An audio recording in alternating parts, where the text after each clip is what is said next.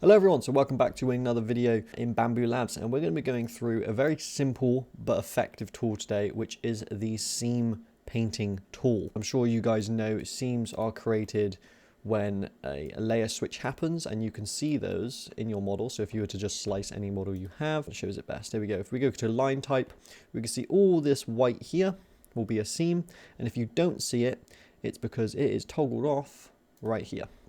So toggle it on and you can see exactly where that seam is. And this is not a bad seam, honestly, because this will be the show face. So I want to be able to hide the seam behind here. But some models are going to have a seam. Some models are going to have a seam in a really bad location.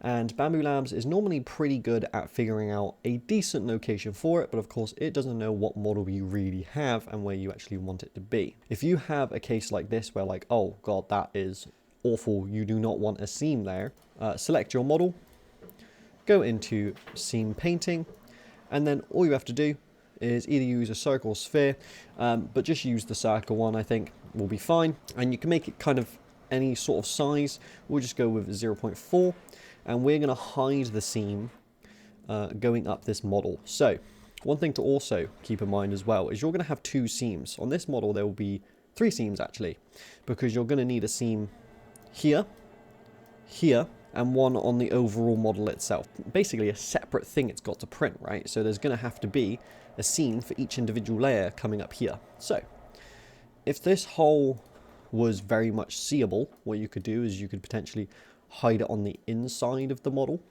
like this. Hide it on the inside, or even on the inside of the actual hole itself. But of course, if this hole is a critical dimension of a circle, then of course that could cause some issues. So what we'll do is we'll just hide it on the inside, because I know there'll be something going through the middle of this, therefore hiding it.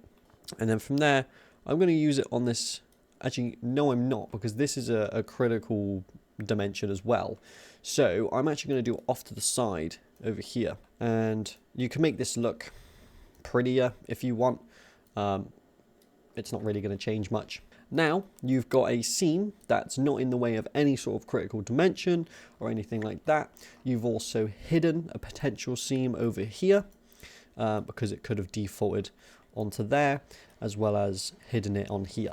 I'm pretty sure it actually defaulted to this critical dimension. If I turn off supports, yeah, exactly. It would have literally went in here, which would have changed that critical dimension for this segment in here, therefore messing it up. So drawing it on manually is actually really helpful in this case, because of course it gets rid of that potential issue.